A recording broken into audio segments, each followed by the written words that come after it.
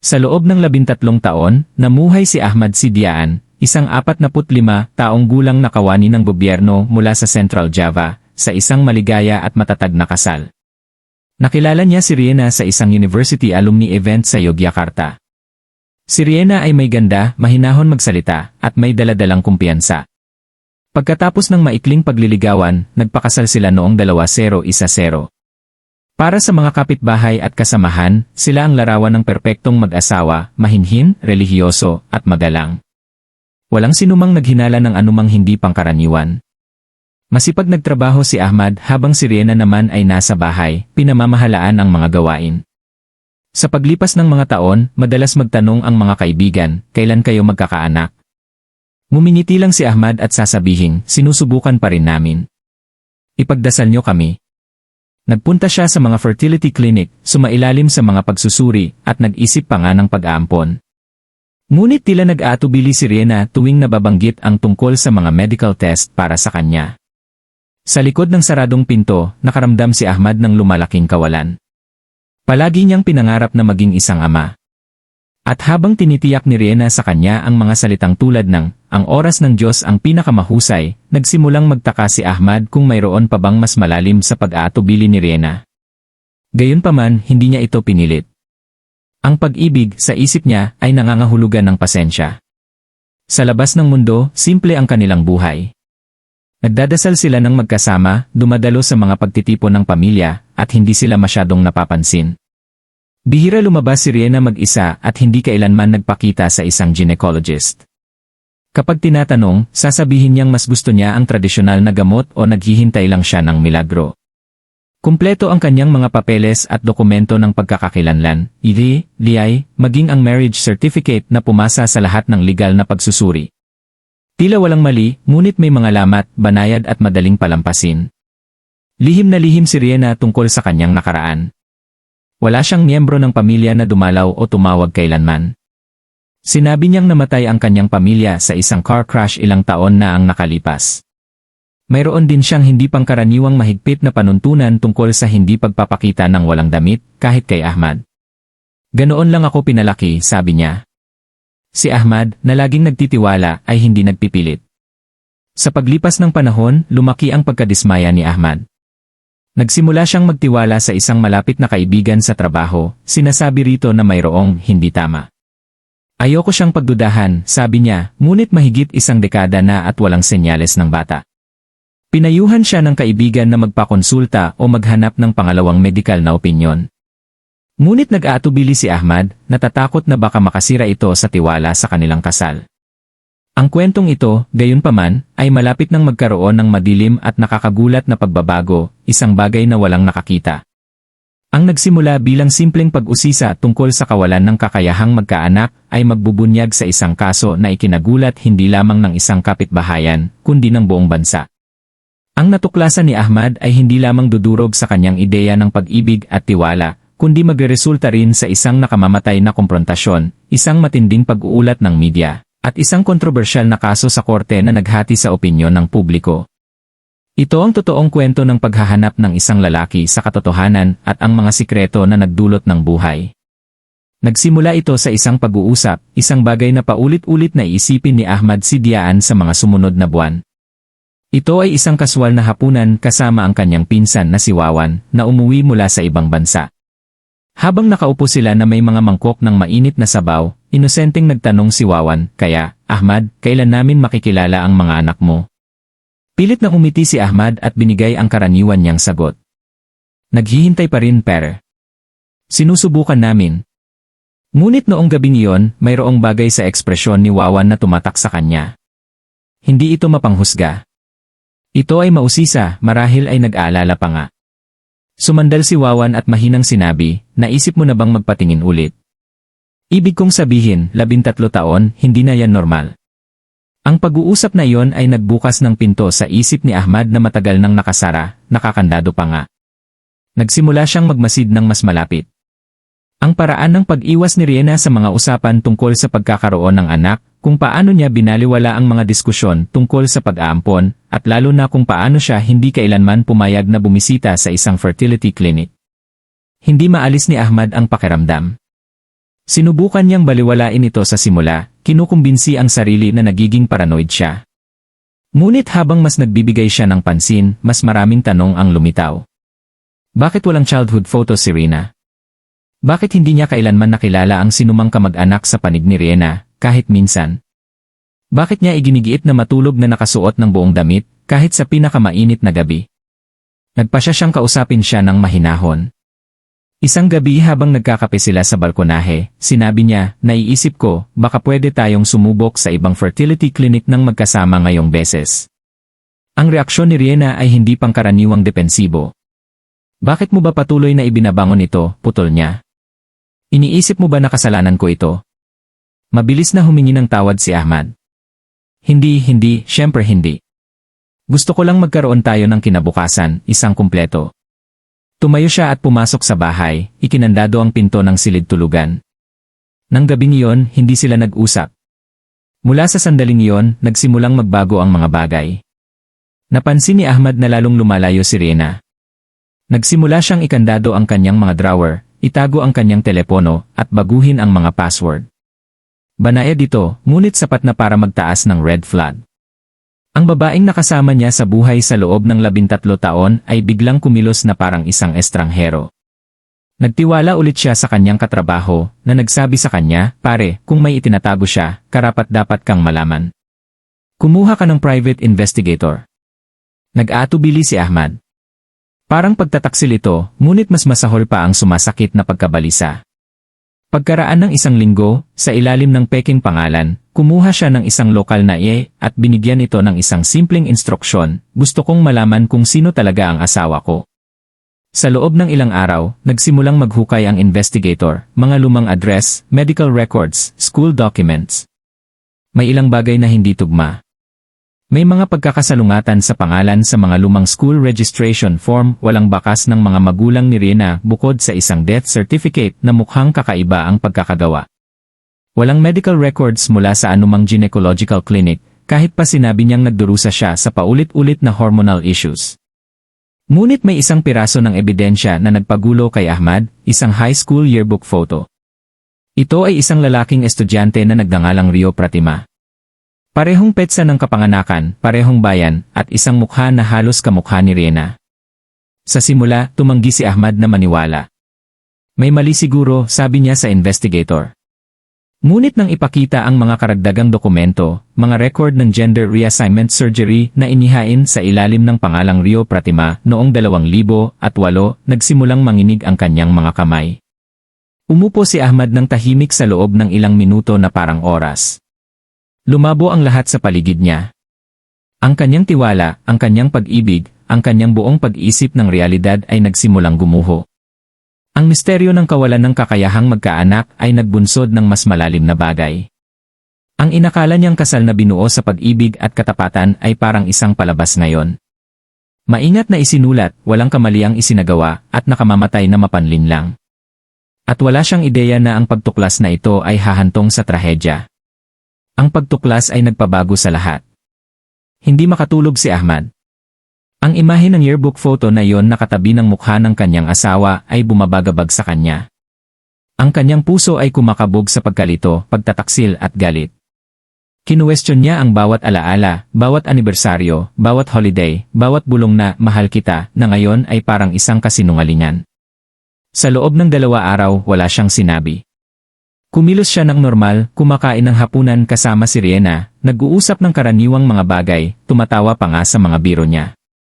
Ngunit sa loob, siya ay naguguluhan. At pagkatapos, sa pangatlong gabi, nagalit siya. Malakas ang ulan. Tinakpan ng tunog ng kulog ang tensyon sa sala. Nakatayo si Ahmad sa bintana, nakakuyom ang kanyang mga kamay. Nakaupo si Riena sa sofa, nag-scroll sa kanyang telepono, walang kamalayan sa kung ano ang paparating. Dahan-dahang lumingon si Ahmad at sinabi, sabihin mo sa akin ang totoo. Sino ka? Napatingin si Riena, nalilito. Anong sinasabi mo? Alam ko si Rio Pratima. Alam ko ang lahat. Ang katahimikan ay nakakabingi. Namutla ang mukha ni Riena. Nahulog ang kanyang telepono mula sa kanyang kamay at tumama sa sahig ng mahina. Pakiusap, bulong niya, nanginginig ang boses. Hayaan mo akong magpaliwanag. Ngunit hindi handa si Ahmad na makinig. Ang 13 taon ng emosyon na nakaimbak ay bumuhos. Nagsinungaling ka sa akin. Sa loob ng mahigit isang dekada, pinalabas mo na may kinabukasan tayo. Hinayaan mo akong mangarap tungkol sa mga anak, tungkol sa pagiging ama, habang itinatago mo ito. Pumatak ang luha sa mga mata ni Riena. Mahal kita, Ahmad. Mahal pa rin kita. Hindi ko sinasadyang saktan ka. Dapat sinabi mo sa akin ang totoo mula sa simula. Natakot ako, hikbi niya. Akala ko mawawala ka sa akin. At talagang minahal ko ang pagiging asawa mo. Ngunit para kay Ahmad, hindi na sapat ang pag-ibig. Lumayo siya sa kanya ng gabing iyon, isinara ang pinto ng malakas at nagmaneho palayo sa ulan. Kinabukasan, hindi nagpakita si Ahmad sa trabaho. Isang kapitbahay ang nagulat na nakarinig ng sigawan at may nabasag bandang 2 oras na sinundan ng katahimikan. Alas negatibo 6:00 napansin ng parehong kapitbahay ang sasakyan ni Ahmad na nakaparada ng hindi maayos sa driveway, bukas pa ang pinto ng driver. Alas negatibo 7:45 tumawag ang pulisya. Isang babae ang natagpuang patay sa kanilang sala. Si Riena yon. Nakakabahala ang pinangyarihan. May mga senyales ng pagtatalo. Basag na salamin, nakabaligtad na muebles at dugo sa sahig. Natagpuan ang katawan ni Riena malapit sa coffee table na may nakikitang trauma sa kanyang ulo. Isang pangdekorasyon na marmol na eskultura ang natagpuan sa tabi niya, nababalutan ng dugo. Sa huli, kinumpirma ito bilang murder weapon. Si Ahmad ay hindi makita. Pagsapit ng tanghali, nagsimulang kumalat ang balita. Asawa pinatay sa tahimik na suburb, ayon sa mga lokal na headline. Ngunit habang naghuhukay ang mga investigador at lumabas ang katotohanan tungkol sa nakaraan ni Riena, nagbago ang kaso. Sumabog ang mga chismis online. Kinuha ng mga talk show ang kwento. Nahati ang mga gumagamit ng social media. Ang ilan ay nakiramay sa pakiramdam ng pagtataksil ni Ahmad, habang ang iba naman ay natakot na ang isang sekreto ay maaaring humantong sa ganoong brutal na kamatayan. Ang mga taong nakakakilala sa mag-asawa ay natigilan. Mukha silang perpekto, sabi ng isang kapitbahay. Lagi silang magalang, mapagmahal. Hindi ko sila nakitang nag-aaway. Isang lokal na babae naman ang nagdagdag, si Riena ay sweet, tahimik. Wala kaming alam tungkol sa kanyang nakaraan. Ngunit kahit may mga sekreto siya, karapat-dapat ba siya sa ganito? Ang mukha ni Ahmad ay agad na kumalat sa balita bilang isang pugante at suspect sa isang high-profile na pagpatay. Ngunit para sa marami, ito ay higit pa sa isang krimen.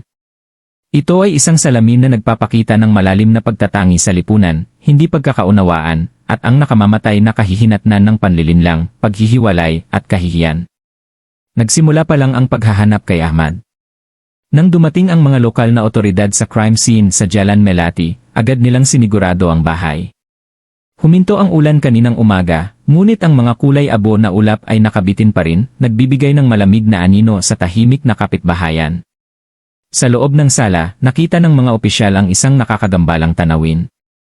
Dugo na nakakalat malapit sa coffee table, basag na salamin sa lahat ng dako, at ang walang buhay na katawan ng isang babae na kalaunan ay kinumpirma na si Riena Sidian. Mabilis na nagsimula ang kanilang trabaho. Sinabi ni Officer Dayon, isa sa mga unang rumesponde, sa mga reporter na may malinaw na senyales ng marahas na pag-aaway. Hindi ito pagnanakaw na nagkamali. Personal ito. Sa loob ng ilang oras, dumating ang mga forensic team. Kinuha nila ang mga fingerprint, sinuri ang dugo na nakakalat, at inilagay sa bag ang marmol na eskultura, na mayroon pa ring pulang mansa, bilang ebidensya. Kinuwestiyon ang mga kapitbahay. Marami ang nagsabing nakarinig sila ng sigawan bandang 2 oras ngunit walang nakakita kay Ahmad na umalis sa bahay. Ang mas nagpakomplikado sa kaso ay ang tuluyang pagkawala ni Ahmad. Ang kanyang sasakyan ay natagpuan na bukas ang pinto, ang mga susi ay nasa ignition pa rin. Ang kanyang wallet at telepono ay nasa loob, ngunit wala si Ahmad. Naglabas ang pulisya ng CB on the lookout, Bolo, notice para sa kanya pagsapit ng tanghali. Ibinahagi ang kanyang larawan sa media outlets at sa mga social platform. Pagsapit ng gabi, kinuha na ng national news ang kwento. Ang nagsimula bilang domestic murder investigation ay mabilis na lumawak sa isang nationwide manhunt, pinalakas ng pagtuklas sa transgender identity ni Riena at ang posibleng motibo ng pagtataksil. Maingat si Detective Rina Mahendra, ang lead investigator, sa kung paano niya inilarawan ang kaso. Hindi kami narito upang husgahan ang sinuman. Ang tanging alalahanin namin ay katarungan para sa isang tao na brutal na pinatay sa kanyang sariling tahanan. Ang motibo ay bahagi ng investigasyon, ngunit ang krimen ay pagpatay, simple at malinaw. Samantala, hinalughog ng mga opisyal ang mga kilalang kontak ni Ahmad, mga kaibigan, pamilya, dating katrabaho. Ang ilan ay hindi siya nakita o narinig sa loob ng maraming araw. Ang iba ay nag-aatubili na magsalita. Isang malapit na kaibigan ang nagsabi sa mga investigador nang hindi nagpapakilala, kakaiba siya noong nakaraang linggo. Tahimik, paranoid. Sabi niya, pakiramdam niya, kasinungalingan ang buong buhay niya. Dalawang pangunahing ebidensya ang agad na lumitaw. Una, ipinakita ng CCTV footage mula sa isang kalapit na gas station si Ahmad bandang 3:12 nakayapak at nakasuot ng basang puting kamiseta. Mukha siyang nalilito. Bumili siya ng tubig at umalis nang naglalakad. Ang footage na yon ay naglagay sa kanya sa lugar ilang oras pagkatapos ng tinatayang oras ng kamatayan, ibig sabihin, hindi siya nakalayo, hindi pa. Pangalawa, nakakita ang mga investigador ng isang sulat sa study room ni Ahmad. Punong-puno ito at hindi kumpleto, ngunit nakakatakot ang huling mga linya. Ibinigay ko sa kanya ang aking buhay, ang aking kaluluwa, at binigyan niya ako ng kasinungalingan. Kung ang katotohanan ay nangangahulugan ng sakit, kung gayon, sakit ang ibibigay ko. Bagaman hindi ito direktang pag-amin, naniniwala ang mga detective na tumutukoy ito sa premeditation. Natuklasan ni Ahmad ang katotohanan, at sa halip na harapin ito sa pamamagitan ng pag-uusap o legal na paghihiwalay, hinayaan niyang mangibabaw ang galit. Nagsimulang maghukay ang pulisya sa mga kalapit na kabubatan, istasyon ng tren, at maging sa gilid ng ilog. Ipinadala ang mga diver sa ilog Serayu matapos magmungkahi ang isang tip na may nakita silang taong katulad ng deskripsyon ni Ahmad malapit sa tulay noong madaling araw. Walang natagpuan, ngunit isang kamiseta na tumutugma sa suot ni Ahmad sa CCTV footage ang nakuha sa ibaba ng agos. Ang reaksyon ng publiko sa investigasyon ay lubhang nahati. Ang ilan ay nagpinta kay Ahmad bilang isang lalaki na itinulak sa sukdulan ng pagtataksil. Ang iba ay nakita siyang isang mapanganib na mamamatay tao na hindi matanggap ang katotohanan. Ang social media ay binaha ng mainit na mga debate. Ang ilan ay kinondena ang desisyon ni Rina na itago ang kanyang nakaraan. Ang iba ay nagpaalala sa publiko na walang sekreto, gaano man ito kalalim, ang nagbibigay katwiran sa pagpatay. Habang nagpapatuloy ang manhunt, nag-alala ang mga detective na baka nagpakamatay si Ahmad. Ngunit walang bangkay, walang suicide note, at walang matibay na palatandaan ang nagkumpirma sa teoryang iyon. At pagkatapos, pagkalipas ng 5 araw, nagbago ang lahat. May tumawag sa lokal na istasyon mula sa isang lalaki na nag-claim na nakita niya si Ahmad at hindi siya nag-iisa. 5 araw pagkatapos ng pagpatay, nang magsimulang matakot ang pulisya na lumamig na ang bakas, isang tawag ang dumating sa lokal na istasyon ng pulisya. Mula ito sa isang magsasaka sa maliit na baryo ng Kalisura, na matatagpuan halos 80 kilometro mula sa lungsod. Nag-claim ang lalaki na may nakita siyang eksaktong katulad ni Ahmad na nananatili sa isang inabandunang bahay ng pamilya kasama ang isang babae. Sa simula, nag-aalinlangan ang mga otoridad, ngunit nang dumating ang mga opisyal sa lokasyon, walang laman ang bahay, maliban sa malinaw na senyales ng kamakailang pag-okupa, tirang pagkain, mga upos ng sigarilyo, at isang lutuan na mainit pa rin. Ang pinakanakagulat sa kanila ay ang pagkakaroon ng 2 sipilyo, at isang pangalawang set ng damit ng babae. Tumakas ba si Ahmad kasama ang isang tao? Ang teorya na nag-iisa si Ahmad ay mabilis na gumuho. Kailangan na ngayong isaalang-alang ng mga investigador, may tumutulong ba sa kanyang magtago? At sino ang misteryosong babaeng ito? 2 araw pagkatapos, isa pang palatandaan ang dumating. Kinilala ng isang lokal na tindera si Ahmad mula sa larawan at kinumpirma na bumili siya ng mga gamit ilang araw na ang nakalipas, ngunit hindi nag-iisa. Ipinakita ng security footage si Ahmad na pumasok sa tindahan kasama ang isang babae na nakasuot ng headscarf at salamin.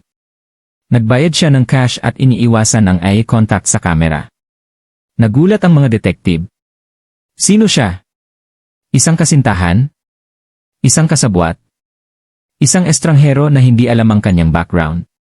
Nang pinahusay ang footage, napansin nila ang isang mas nakakagulat.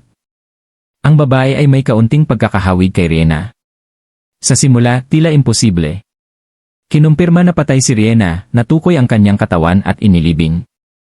Ngunit pagkatapos, ang mga forensic technician na nagre-review sa mga file ng kaso ay nakagawa ng isang nakakagambalang pagtuklas. Ang DNA test mula sa biktima ay tumugma lamang sa mga household record ni Ahmad, hindi sa anumang panlabas na pamilya. Ang biological na magulang ni Riena ay hindi kailanman natagpuan, at ang kanyang mga record ay batay lamang sa kanyang bagong pagkakakilanlan pagkatapos ng transition. Mayroon na ngayong nakakatakot na tanong ang mga investigador. Ang babae ba na namatay sa sala ay si Riena talaga? Upang makatiyak, hinukay nila ang bangkay. Isang pangalawang forensic analysis ang iniutos at sa pagkakataong ito ay mas malalim. Sinusuri ang dental records, lumang litrato, at hormone traces. Ang natagpuan nila ay nagpabago sa lahat. Ang babae na inilibing ay hindi si Riena. Siya ay ibang tao, isang malapit na kaibigan ni Riena, posibleng isang malayong kamag-anak o kahit isa pang transgender na babae. Ang tunay na Riena ay buhay pa at ngayon ay isang suspect sa sarili niyang pekeng kamatayan. Pinagsama-sama ng mga detective ang isang posibleng senaryo. Natuklasan ni Ahmad ang pagkakakilanlan ni Riena. Nagpanik siya.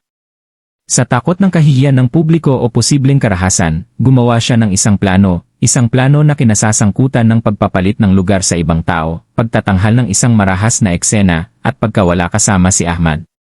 Ngunit may nangyaring mali. Maaaring huli na natuklasan ni Ahmad, o mas masahol pa, tumulong siya sa paggawa ng cover-up. Sa puntong ito, hindi na lang si Ahmad ay isang suspect sa pagpatay. Siya ngayon ay potensyal na kasabwat sa body misidentification, evidence tampering, at pagtulong sa isang pekeng kamatayan. Habang lumalawak ang manhunt, sumiklab ang media. Ang asawa na hindi patay ay naging headline news. Kumalat ang mga teorya ng konspirasyon online. Sabi ng ilan, si Ahmad ay minanipula sa pagpatay. Ang iba ay naniniwala na alam niya ang plano sa simula pa lang at tumulong na isagawa ito. Direktang hinarap ni Detective Mahendra ang press. Ang kasong ito ay hindi na tungkol sa isang simpleng domestic tragedy. Kami ngayon ay nag-imbestiga ng isang mataas na antas ng panlilinlang, isang peking kamatayan, at ang paglahok ng maraming individual sa kung ano ang tila isang mainat na planadong pagtakas. Inalerto ang Interpol at sinubaybayan ang mga hangganan. Hinanap ang mga digital na bakas, bank accounts, emails, phone records. Sa huli, nakakita sila ng bakas. Pera na binabawi sa ilalim ng mga peking pangalan, hotel bookings sa ilalim ng mga alias, at mga mensahe na ipinadala gamit ang mga encrypted apps. Ang huling mensahe ay nagping mula sa isang liblib na coastal area malapit sa Banyuwangi. Doon malapit nang maganap ang huling kabanata ng nakakagulat na kasong ito. Sa bagong impormasyon na tumuturo sa isang maliit na coastal village malapit sa Banyuwangi, East Java, pinaigting ng tagapagpatupad ng batas ang kanilang operasyon. Isang joint task force mula sa lokal na pulisya, national investigators, at cybercrime units ang nabuo. Ang layunin, mahanap si Ahmad at ang tunay na Riena bago sila tuluyang mawala o mas masahol pa, bago may iba pang mapatay. Nag-focus ang mga investigador sa isang liblib na homestay na pinamamahalaan sa ilalim ng isang maling pagkakakilanlan. Ipinadala ang mga surveillance team na nagpanggap bilang turista. Naghintay sila, nanood, at nag-record ng bawat mukha na dumarating at umaalis. Pagkaraan ng 2 araw, nagbunga ang kanilang pasensya. Sa umaga ng Abril 17, isang babae na nakasuot ng scarf at oversized na salamin ang lumabas mula sa homestay, patungo sa isang kalapit na palengke. Tahimik siyang sinundan ng mga undercover officers. Kalmado siyang naglakad, umiti pa nga sa nagtitinda, bumili ng walang kahina-hinala, prutas lang, ilang bote ng tubig at tinapay. Ngunit ang paraan ng pag-iwas niya sa eye contact at ang hindi pagiging matagal sa isang lugar ay nagbunyag sa kanya. Tahimik siyang dinakip ng hindi nagdudulot ng atensyon. Nang dalhin siya at kumpirmahin ang kanyang mga fingerprint, tumama ang katotohanan. Siya si Riena Sidian, buhay at totoo. Pagkalipas ng ilang oras, kumilos ang mga opisyal sa homestay. Si Ahmad ay nasa loob, nag-isa, nakaupo sa sahig, nakatingin ng walang laman sa isang pader. Hindi siya lumaban.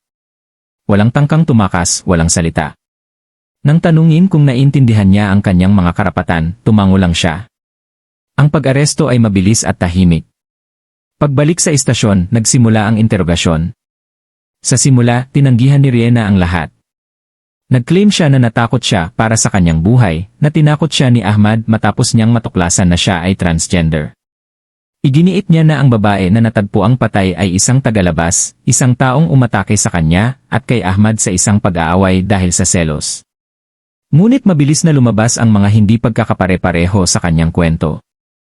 Si Ahmad naman ay umiyak habang kinukwestiyon. Inamin niya ang lahat, bagaman may kakaibang kalmado. Mahal ko siya, sabi niya, kahit pagkatapos ng katotohanan. Ngunit ang lahat ay nasira sa loob ko. Hindi ko siya matingnan ng pareho. Nagmakaawa siya sa akin na tumakas kasama niya. Sabi niya, maaari nating ipawalang bahala ang lahat. Inamin niya na hindi niya alam na nagplano si Riena ng body switch hanggang sa huli na. Napinatay ni Riena ang kabilang babae at itinanghal ang eksena habang siya ay nakaupo sa shock. Hindi lubos na kumbinsido ang mga investigador. Naniniwala sila na maaaring tumulong si Ahmad sa paghila sa biktima papasok sa bahay. Ang ebidensya ay nagmungkahi ng pagpaplano, mga mensahe sa pagitan ni Riena at ng biktima, pagkuha ng pera ilang linggo bago ang pagpatay, at ang biglaang pagkawala ng mga dokumento ng pagkakakilanlan ni Riena. Pareho silang sinampahan ng maraming kaso. Si Riena para sa premeditated murder, obstruction of justice, at identity fraud. Si Ahmad para sa accessory to murder at evidence tampering. Ang sumunod na paglilitis ay bumihag sa bansa. Puno ang mga courtroom, bawat pagdinig ay na-broadcast. Nagdebate ang mga eksperto kung si Ahmad ba ay isang manipulated na asawa o isang handang kasabwat. Ipinagtanggol ng legal team ni Riena ang self-defense na natatakot siyang ma-out, maatake, o mapatay pa nga. Ngunit ang prosekusyon ay may malinaw na counterpoint. Ang takot ay hindi nagbibigay katwiran sa pagpatay. Ang panlilinlang ay hindi nagbibigay katwiran sa karahasan. Sa isang nakakagulat na sandali sa courtroom, isang pangunahing saksi, isang dating kaibigan at katrabaho ni Riena, ang nagpatotoo na minsan ay nagbiro si Riena tungkol sa pagkawala kung sakaling lumabas ang kanyang katotohanan. Di umano, nagtanong din siya, tutulungan mo ba akong maglaho kung nangangahulugan iyon ng pagsisimula ulit? Ang pahayag na iyon ang nagtatak sa tono ng kaso. Nakita ng hurado ang intensyon. Nakita ng media ang pagtataksil. Nakita ng bansa ang isang trahedya. Pagkatapos ng ilang linggo ng emosyonal na patotoo at psychological analysis, ibinigay ng hukom ang hatol. Guilty sa lahat ng pangunahing kaso. Ngunit ang katarungan, tulad ng tila, ay nagsisimula pa lang. Noong Hunyo 3, ang courtroom ay siksik na siksik. Makapalang tensyon. Puno ng mga mamamahayag ang bawat upuan, at sa labas ng courthouse, nagtipon ang mga tao sa paligid ng mga radio broadcast at mobile news feed, naghihintay sa huling hatol. Hindi lang ito ang pagtatapos ng isang murder trial. Ito ang pagsasara ng kabanata ng isang kaso na nakagulat sa buong bansa. Pumasok si Judge Rometo Santoso sa courtroom at ibinigay ang kanyang hatol ng may malinaw na kalinawan. Si Riena Sidian ay natagpuang guilty ng premeditated murder at identity fraud.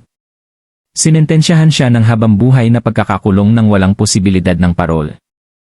Si Ahmad Sidian, sa kabila ng pagiging inilarawan bilang isang manipulated na asawa, ay natagpuang guilty ng pagiging accessory to murder at para sa obstruction of justice. Napagpasyahan ng korte na ang kanyang passive participation sa cover-up, ang kanyang katahimikan, at ang kanyang pagtatangkang tumakas sa hustisya ay ginawa siyang kasabwat. Sinentensyahan siya ng 18 taon sa bilangguan. Direktang hinarap ng hukom ang dalawa. Ang nagsimula bilang isang panlilinlang ay lumago sa isang krimen na sumira hindi lamang ng isang buhay, kundi ng marami. Kinikilala ng korte ang pagiging komplikado ng inyong relasyon, ngunit walang pagiging komplikado ang nagbibigay katwiran sa pagpatay. Ang sentensyang ito ay hindi lamang parusa, kundi isang mensahe na ang katotohanan ay hindi maaaring ilibing at ang katarungan ay hindi maaaring pekin. Habang binabasa ang hatol, walang dramatikong reaksyon mula kina Riena at Ahmad. Umupo sila ng tahimik, halos walang buhay, na parang ang bigat ng lahat ay sa wakas ay bumagsak sa kanilang mga balikat. Ang reaksyon ng publiko ay mabilis at lubhang nahati. Ang ilan ay nagpahayag ng simpatya kay Riena, tinawag siyang produkto ng pagtanggi at takot ng lipunan. Ibinida ng mga grupong tagapagtaguyod ng Daitilis panandang pandagdag kung paano ipinakita ng kaso ang mga panganib na kinakaharap ng mga transgender na individual sa mga konserbatibong kapaligiran. Itinuro nila na si Riena ay namuhay sa takot sa loob ng mahigit isang dekada, itinatago ang kanyang pagkakakilanlan kahit sa sarili niyang asawa dahil sa cultural stigma at ang tunay na banta ng karahasan. Gayunpaman, ang iba ay nakita ang kaso sa pamamagitan ng lente ng pagtataksil, manipulasyon, at cold-blooded murder. Para sa kanila, ang katotohanan na may isang buhay na kinuha at ang isa pa ay ginamit upang pekiin ang isang kamatayan ay hindi mapapatawad, anuman ang personal na kalagayan. Wasak ang pamilya ni Ahmad. Ang kanyang kapatid na babae, na sumuporta sa mag-asawa sa loob ng maraming taon, ay nagbigay ng isang umiiyak na panayam. Naghihintay siya ng 13 taon para sa isang anak. Ang gusto lang niya ay bumuo ng isang pamilya. Ibinigay niya ang kanyang buhay sa isang tao na hindi kailanman nagtiwala sa kanya sa katotohanan. Samantala, ang pagkakakilanlan ng biktima ng pagpatay, na inihayag bilang si Linda Kazuma, isang malayong kakilala ni Riena, ay nag-iwan ng isa pang pamilya na wasak. Nagsalita ang mga magulang ni Linda sa korte, nagtatanong kung paano napunta ang kanilang anak sa ganoong trahedya na web ng mga kasinungalingan. Hindi niya karapat-dapat mamatay para sa sekreto ng iba, sabi ng kanyang ama. Siya ay isang tao, hindi isang kapalit na katawan. Nag-udyok ang kaso ng isang nationwide debate tungkol sa pagkakakilanlan, transparency sa kasal, at ang matinding kahihinatnan ng mga sekreto. Sumabog ang mga talk show, pahayagan, at online forum sa diskusyon. Ang ilan ay nanawagan para sa mas mahusay na proteksyon para sa mga trans individual. Ang iba ay humiling ng mandatory medical disclosures bago ang kasal. Sa mga linggo pagkatapos ng paghatol, ang tiwala ng publiko sa online relationships at mga kasal na binuo sa nakatagong pagkakakilanlan ay napailalim sa matinding pagsisiyasat. Sa bilangguan, si Riena at Ahmad ay parehong nananatiling hiwalay sa ibang mga preso para sa mga kadahilanang pangkaligtasan. Hindi sila nag-uusap. Ang dating kasal na pinagsama ng pagiging lihim ay naging isang permanenteng paghihiwalay sa pamamagitan ng mga rehas at pagtataksil. Ngunit ang mga etyo ng kanilang mga pinili ay nananatili ng lampas sa mga pader ng bilangguan, lampas sa courtroom. Hindi lang ito isang kaso ng pagpatay.